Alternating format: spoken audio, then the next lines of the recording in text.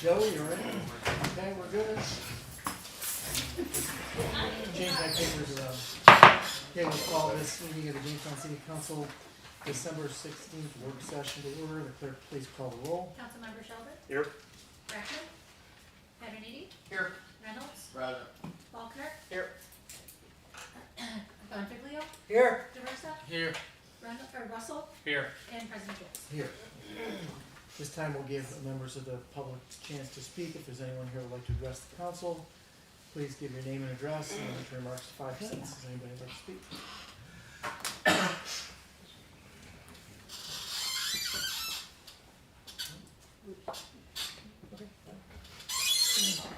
Paul up to Fulton Street. Sorry, last time I was a little emotional, so I didn't get to say what I wanted to. Things in the neighborhood have really improved. We've seen needle pickups from Evergreen Organization. Police response times have been amazing. There's been more patrols, and I just wanted to say thank you to everybody because it's really improved the neighborhood, and I'd really like to keep this relationship up because things are going great and it's awesome. So, thank you. If you have any complaints, I'm more comfortable coming and letting you folks know. Thank you. Just so you know, we'll be going over a demolition list tonight. Yeah, I housing. figured with the weather it was. Yeah, well, there's 5 on the list, so it'll be. No, in the like clear. even with that one coming down, it's drastically improved. So, again, thank you. I hope we can keep working together. Okay. Does anyone else like to address the council? Doug Chance, 225 Bowling Street.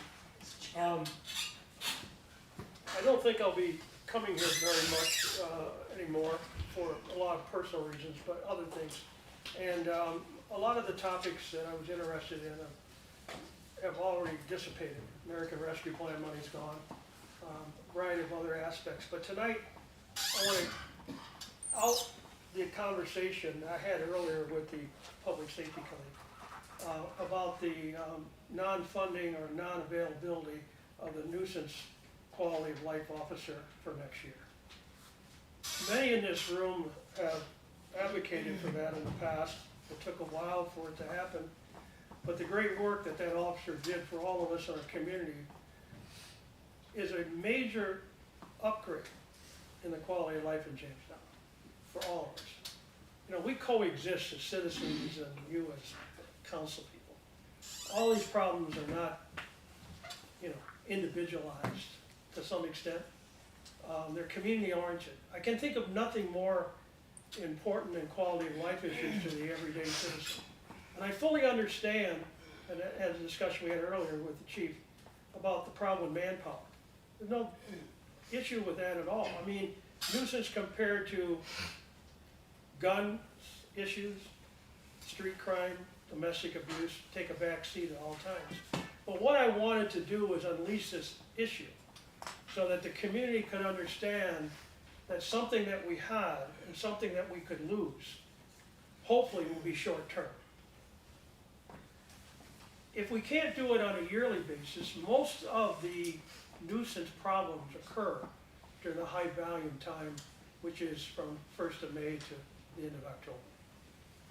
So a seasonal approach could be a possibility for a nuisance officer, recognizing that he is also available for other issues. Now, I hadn't heard any discussion on this in the community, and I hadn't heard any discussion on this by the city council. So what I wanted to do tonight was to get that out there and find out what you all want to do.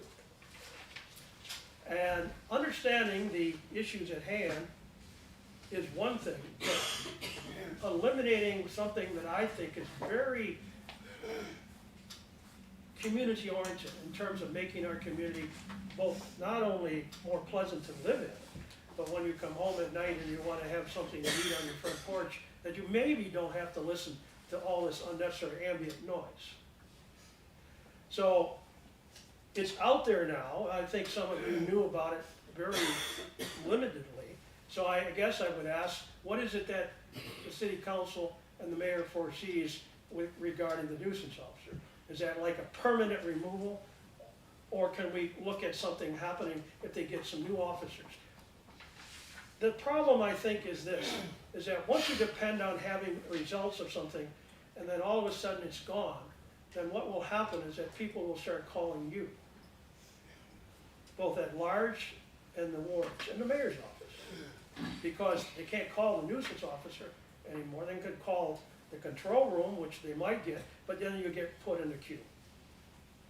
So I wanted that to be brought out so the media could understand that this is in fact going to happen, and then if there's going to be a contingency plan to do something about it. Thank you. Is it, my understanding, I guess Chief Jackson would answer, right, it's temporary? Yes, it's contingent on manpower. I think our ultimate. I mean, goal- I would, you would know the statistics, I would think that during these winter months, things go down, is that correct or not, and as far as nuisance calls? Yes, but we need more people on the road to handle calls Yeah, over nuisance complaints. right, That's its no, I priority. understand that, but I just make sure, I'm making sure, I just wanna realize that it's temporary, and when the Manning comes back, that we get him back, or whoever. Yes, Him or her back, okay, yes, yeah. all right, thank And you, I think that would be our ultimate goal, would all right, thank you, obviously, Chief. if we Okay. can get the numbers back up, is to go back to the way it was. But if not, you know, we can address looking at some other alternatives or options that, again, in the high volume times in the spring, summer, and into the fall. But, you know, it's a discussion we'll have to have it as we get down the road. Chief, are we still down 4 officers at this point? Well, we are at 50, we're down 8, Down 8. and we have 2 injured. When you say down 8, you're talking from what was originally your 64 number? 65 is what's in the agreement. But we're budgeted next year for 62, correct? Correct. And you have how many now, 53, 55? Now we have 57. 57, so you're, yeah. But budget-wise for next year, you can only go to 62 without asking for more monies. Yes, from what I recall, yes. I think we spoke when you presented your budget, you said it was for 62 people. Yes, that's what's in the budget, 62. Right. Are the 2 injured going to come back, or is it too early to know? I can't answer that. Okay. Okay. And you had mentioned to me that you're currently interviewing and looking at potential candidates for those open. Yes, we have 6 interviews lined up this week, and we interviewed 1 person last week. Ideally, I would like to get to 65 officers. I don't know if that's gonna be possible this coming year. Because we're going to lose more this year. Through retirement, or just change of jobs? Both. At least some through retirement. I'd also like to say that I've been talking to Chief, and one of his problems is you get the civil service test, and it takes 8, 9, 10 months to get the results back. And it's not the county's fault, they checked with them, it's Albany's fault. I don't know if we could send them something or do something to help the police out, but I mean, it's ridiculous, it would take almost a year to correct a civil service exam. I know there's a lot probably, but there's gotta be a better method. So I don't know, Mr. President, if there's something we can do or say, or write them a letter or You something. can always but, send them a resolution. no, that- that we need to, we need police, and we need to know what they, the scores are, we need to hire. Correct me if I'm wrong, but I think it's always probably been that long. It's And what, I think the problem is more that you used to have maybe a larger stable to pick from, so that even though there was it was stagnated several months, you had people coming through the pipe sooner, but it's a state. It is. It's just like everything else, I mean, teacher certifications Yeah. for other jobs, I mean, we can yell and scream all we want, I'm not sure it's gonna really help anything. In the DOT, we waited that length of time too and I know. complained, and if you asked them to, could they hurry up, they just kinda ignored your request. I mean, I don't know how Yeah, it's effective, not, and we're not one pretty. of the lineup that, Yeah, other municipalities probably are in the same boat, and it's, you know, yeah. it's frustrating, but I think one of the biggest problems is recruitment and getting, young men and women that wanna go into that line of work, whether it's the fire department, whether it's police department. Public safety is, you know, it's a difficult line of work, and, you know, even like now, there's teacher shortages, same thing. You know, things are changing and people are going in different directions, but I think it's more of a recruitment issue, trying to get younger Teacher people. shortages are easier because they can bring back retired teachers in there with police. Yeah, I know. That can't happen. So it's a little easier with teachers. Let's go, Jeff, and Billy, get that gun back out. Yeah, if Jeff wants to come back and Bill. Yeah. You already deal with The it. old horse is out to pasture. Who, Billy? Alright, is there anybody else that would like to address? Okay. We'll move on to our agenda. We got one more. Oh, I'm sorry, do you wanna speak on that? Go ahead. My name is Larry Coon, I live at 215 Fulton, literally right across the street from this gentleman. We have seen a big decrease in the negative activity. I grew up in this area, ward of the state, bad kid in general. I actually moved away from here for 15 years after getting certified through Casadega Job Corps for carpentry. I moved away because I wasn't able to find work in the area. I moved to Kansas, Missouri, Arkansas, Oklahoma area and started doing construction for a living. He was telling me about you guys might have programs for remodeling houses to get them up and ready. I'm available to talk. I currently don't have a job at the moment, even though I've remodeled 3 or 4 houses already. I fly by ear, so to speak. I don't really have physical credentials like most people are needing. I'm willing to do whatever I need to help. I used to like this city until I moved back. I've started seeing better changes. I'm waiting to see if we can get back to where it used to be. Thank you. Thank you. We'll move on to our committees. Bill, we're gonna do housing. Sure, thank you, Mr. President. We had Mr. Champ come visit and, added that he's been checking out the 19A homes program and looked at all of them, and found out that there was 9 for sale and 2 of them are in the works, and proposals are being done on those 2. Crystal maintained that, she'd like to keep them all owner occupied, and because they're not moving as fast as we'd like, I guess, we're trying a new strategy by involving the EPA by getting a grant to retro a lot of the homes, or hopefully the 9 of them, to become all electric. So cost estimates are being done to estimate what that changeover might be.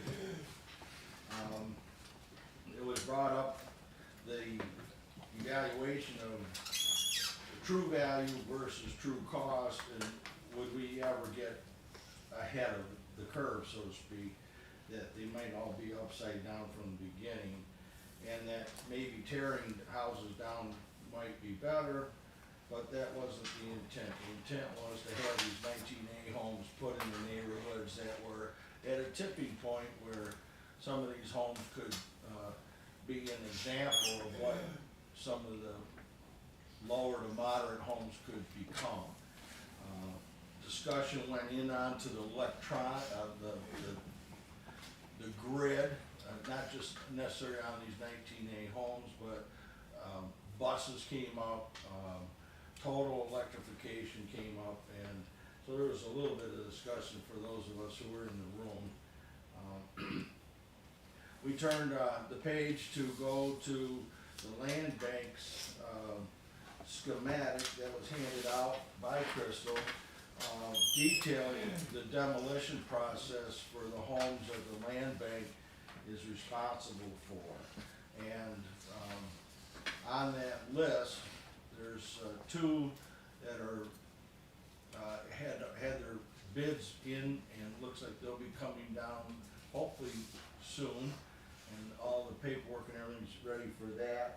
Three more, were identified that might need HCR funding to, finish the demolition on those that, are currently getting asbestos inspections done. And the, CBG money and the city line item for demos are running short of funds to, handle even the emergency demolitions that you may have seen throughout the city so far. Crystal also, which was interesting to hear, I thought, expounded on a tour that she took of the Monroe Moore site where they're getting up and running to manufacture and put together modular type homes for that market. You know, we call it the tiny house market sometimes. But their product line goes from 450 square feet to 1,200 square feet. And they're actually looking for, building a manufacturing facility here in the city. So it's showing some promise, from all that we, discussed at our housing committee meeting. Thank you.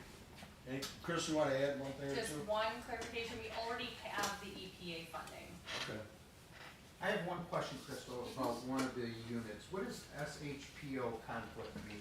SHPO, State Historic Preservation Office, so they pushed back on one of the properties because it's very unique and it has a very unique, historically significant roof, that is also significantly expensive to replace. So, there's know the some house. additional conversation going back and forth with them. Yeah, so, Gingerbread house. yeah, it's a neat house, but the cost to, replace that roof is astronomical. So, we anticipate that we're hopeful SHPO will agree and let us move forward. Thank you. Yep, Thank you, Crystal. thank you. Job well done.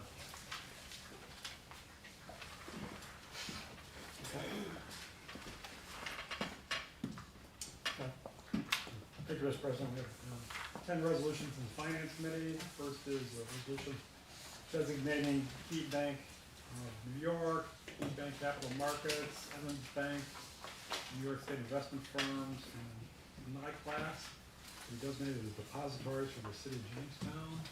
This is an annual thing that we do. That was approved. Next is the procurement policy for the fiscal year 2025. To apply for all goods and services which are not required by law to be publicly bid, and another thing we do every year. That was approved. Next is a resolution that the mayor and city council members are authorized to attend meetings of Chicago County Conference of Mayors, Southern Tier West Regional Planning Development Board, the New York State Conference of Mayors, the National League of Cities, and any other job-related conferences during 2025. Pursuant to section 770 of the law, another annual resolution, that was approved. The next is entering into a lease agreement with Chicago County Division of Mental Health, for the rental of approximately 9,299 square feet of office space on the 5th floor. This is for a 5-year contract, there are a couple escalations. Rent is pretty stabilized for the last 3 years. We're happy to get a long-term contract with them, long-term lease. That was approved.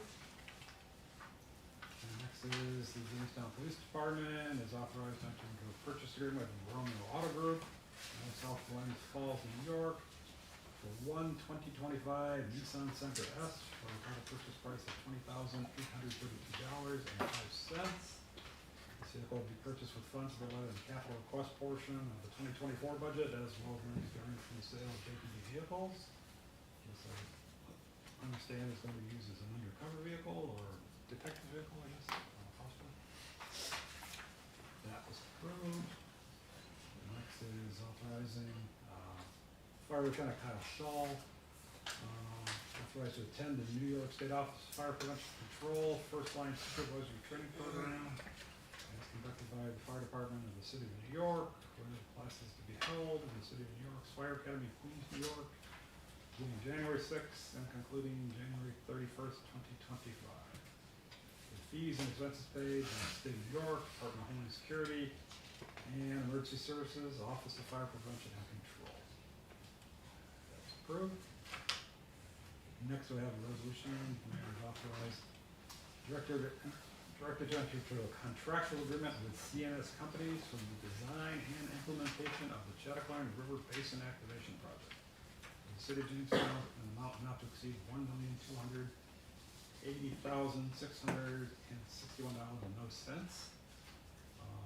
This is all grant money from New York State. We've already spent money in kind and used ARPA money to help clean up some of the area down there that they're gonna be working on. So this does include the design and construction of the project. And we're currently working with CNS companies on our comprehensive plan. So we're very familiar with the city of Jamestown. And done other work in the Shop County as well. And from the city of Jamestown. That was approved. Next, we have change order number 1 with Arcadic Concrete Excavating for the Jefferson Street reconstruction 2024. There were quite a few additions, some deductions, for a total net increase of $19,546.00.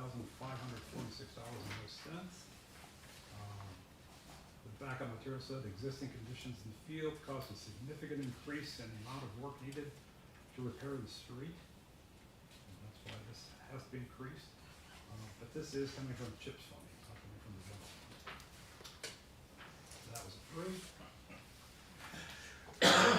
Resolution suspending the hiring freeze and hiring a laborer in the Department of Public Works.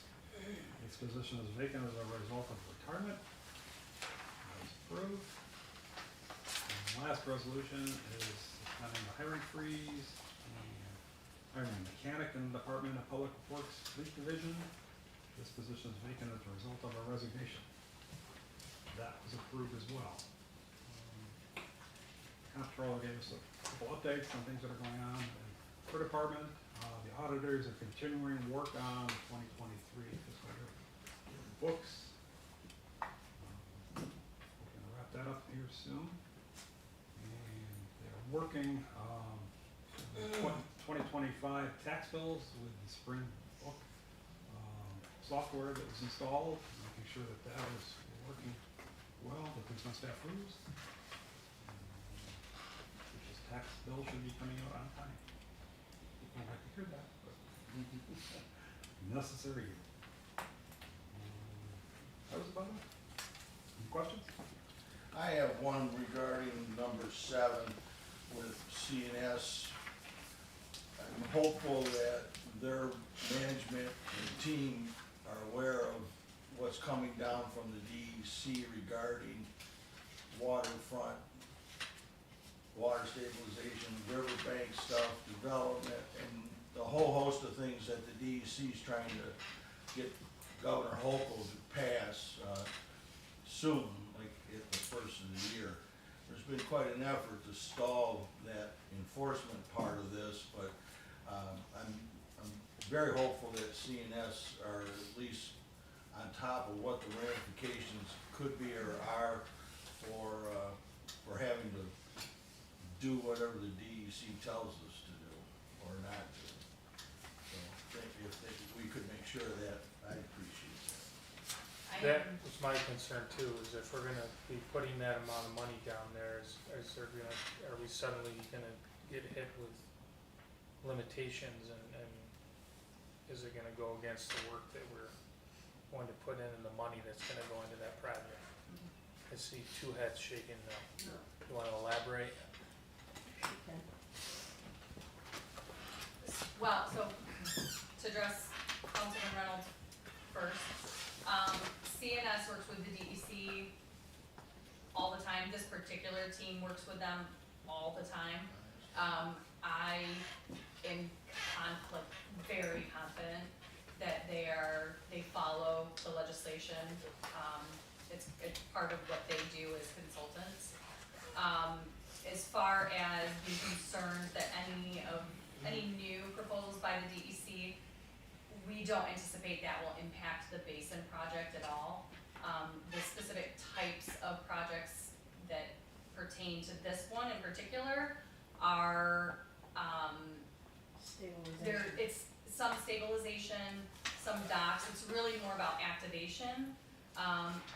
Most of it will occur within the basin area, but also on land. So, any disturbance that would be in the water, CNS will be all on top of. Part of their team also, they have a very multi-faceted team. So, I have no concern at all. I have a question for Mark on number 8. What was the original bid and what percentage is this $19,000 increase? The original bid was 83,000, so it would be about 25%. 25%. Yeah. That's pretty substantial. Yeah, so that street was redone because 4 or 5 years ago, the BPU had a water line blowout and a temporary patch was put on. And if you look at the prices, most of the change order is additional brick replacement. So it was, more of that street needed to be repaired than what we originally thought. That's the reason why it went up so much. And to repair brick streets, it's very expensive, so. So question for you, maybe I'll ask this in a BPU meeting, if the BPU has a blowout, causes a bunch of damage, are they on the hook for Yes. paying for some of the damage? Yeah, so when we first originally, we meet with them every month, and we came to an agreement that they're paying around $13,000 worth of this project for the section that we feel like their water main damaged. Okay. Thank you.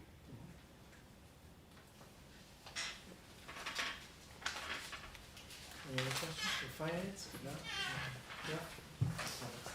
Thank you, Mr. President.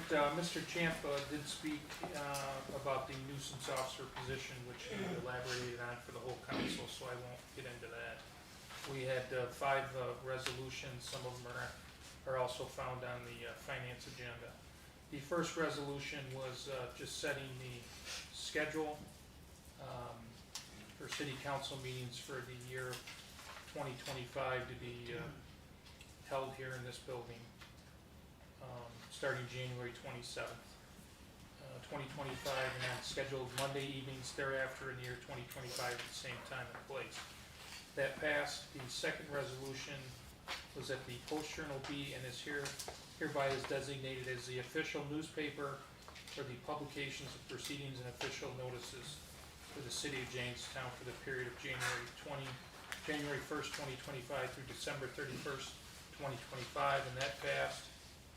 The next resolution was that the Jamestown City Council granted some applications here for games of chance bell jar license for 2025. Those included Jamestown Lodge 263 BPO Elks, Chautauqua Area 2145 Fraternal Order of Eagles Incorporated, Jamestown Vietnam Veterans, and ILS Veterans Club Inc., and that passed. The next resolution was for the Jamestown Police Department to procure the vehicle that Mr. Sheldon talked about in finance. So that passed as well. And then the next resolution was for that Fire Lieutenant Kyle R. Scholl being hereby is authorized to attend the New York State Office of Fire Prevention and Control First Line Supervisors Training Program, Class 125, as conducted by the Fire Department of the City of New York. The class is to be held at the City of New York's Fire Academy in Queens, New York, beginning January 6, 2025, and concluding January 31st, 2025, with fees and expenses paid by the State of New York Department of Homeland Security and Emergency Services, Office of Fire Prevention and Control, and that was on the finance agenda as well. Now, Chief, if you wanted to just tell the rest of the council what you had told us. Sir. Council members, this is the third request for Lieutenant Shoulder Walker Flips. Third request, I should say, in 2024. The original request that came at the early part of the summer, he was off injured and couldn't attend. The next request that came, the second one, he was placed on a waiting list since he had missed his other slot, and ultimately he was not able to be seated in that class. So we do have confirmation that he will be going in January, so subject to your approval to sign him up there.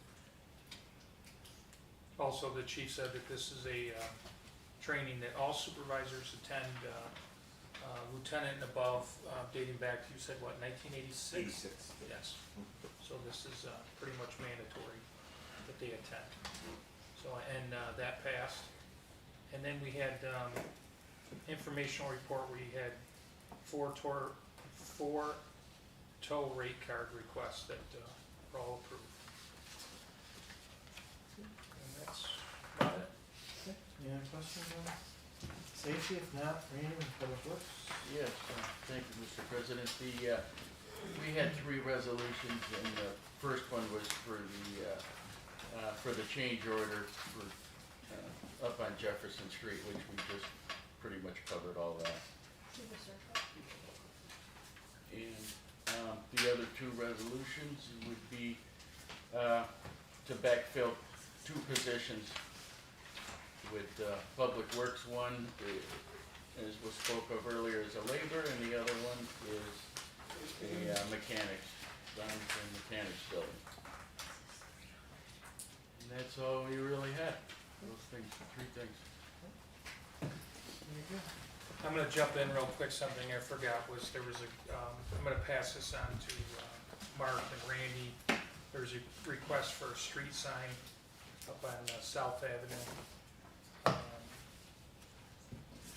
And South Main. There's South Main and Smith, right? So I'm gonna pass on some photographs and stuff for them. There's a neighbor up there that's concerned about some of the parking that's going on up there. See if we could help them out, but I think this was more of a Mark thing, so. We can take it to committee, yeah. That's it, sorry. Alright, is there anything else to come before? If not, it's your floor. I have two items for personnel for executive session. The first one, I just need Mark to stay. The second one is no staff. Other than Elliot for both. Under open discussion, a couple things. You have in front of you the two leases for City Hall. I just wanna say thank you to the staff who has been working hard with me and the county trying to get this done. So everyone's aware, the Renaissance JRC will be moving out of the third floor of City Hall, and that is where mental hygiene or mental health is, or the health department for the county is going to go. They are working in tandem with DOD very closely with the new lead requirements and inspections. So it only made sense to find the space for them here where they're going to work very closely with Crystal and her team. The fifth floor, we originally went at them with, wasn't it a 3-year lease, Elliot? And they came back with 5 and some amenities. They've been very great with the construction, so I think these are win-wins for the city, so thank you. Last on my open list, I have one thing regarding the holiday lights. We had almost over 90 nominations of homes throughout the city. My staff, Joe, thank you very much, and Ashlyn very much. The three of us, when we got pictures that weren't, we thought, good enough to see for people to vote on, really took to the streets and tried to take some pictures. I actually informed the police department if they got a complaint about someone taking pictures of houses in the neighborhood. It was just us. We did that, then finished those in. Joe and Ashlyn worked very hard today. The voting is live. So 1 vote per email. There's 3 top houses from each ward. Voting will go through the weekend. And then we will announce the winners next Monday. And Joe went live with it at 4:35 o'clock, and I believe when we came in here, we already had 15 votes. So people had submitted votes. So encourage your neighbors to go out and vote, take a look. For privacy, we did not put exact address. If people really want to drive by, they at least have the street. But we did not put the exact addresses on there or any names. Just the ward. Okay? That's it for me. Other than I hope everybody has a Merry Christmas and stay safe and enjoy your family. Just before we go into executive session too, I just wanted to remind everybody about the meeting dates. You know, we had the cancellation a couple weeks ago with the bad weather, so things got kind of moved around. So we will be off next week, so I won't see us. And everybody have a Merry Christmas and Happy Holidays. I do have one more thing. Oh, yeah, one more. And then also, our voting session was moved to the 30th, so 2 weeks from tonight we will have our December voting session. And just a quick note, you know, I had the privilege and honor of participating in the 100th anniversary of the Acapella Choir Vesper service. Over 400 former alumni dating back, I think the oldest one was from the early 50s graduate.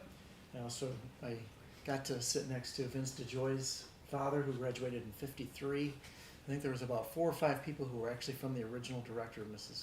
Goranson. He was one of them.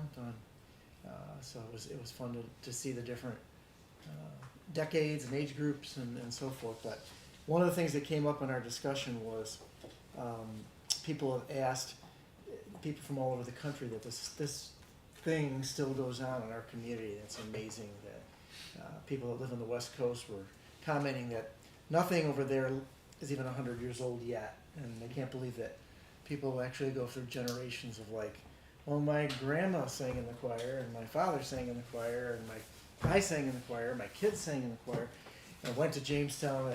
So we really do truly have a gem. It's one of the great things that singles out Jamestown, and I certainly hope, well, I won't be around for the 200th. Well, maybe not. Maybe I will. Who knows? But hopefully it'll keep going. But and this Friday, the mayor has graciously accepted to Not issue. sing. Not to sing. You got a cold right now, but you can't sing. No, We've asked her to issue a proclamation. And we decided to do it this Friday at the JHS, the traditional winter concert, their Christmas concert before Christmas break. So she'll be issuing a proclamation recognizing the choir's 100th anniversary. So that'll be this Friday morning. So thank you for doing that. Yes. I'll be there. It's going to be weird not being I can't even get in the building anymore. It's gonna be weird. 35 years, but I'll be there too. Probably don't want you. What's that? Well, no, I'm actually going to help out a little bit, and I'll go up on stage with her. But yeah, it's been an interesting fall being in New role. a new role. But anyways, so everybody have a good Christmas. You had one more thing. I do. I totally escaped me, but as you know, because we moved the voting session out a week in order to make sure every financial was close to the year end with financials and all that stuff, and with ARPA ending, you will most likely see some new business resolutions as soon as we can get them to you, so you can review them ahead of time. But it's really just the end of year financials that Erica needs as much time as she can to get to in the end of year ARPA, so we know what we have and move, which isn't much, but we'll figure it out. She's working hard on the ARPA stuff right now. Unfortunately, we've had a week with some problems with our new system with Springbrook and tax bills, but they will be going out, so you may get some calls shortly with that as well. With that, do I have a motion to go into executive session? 2 items of personnel. So move second. All in favor? Aye. Aye.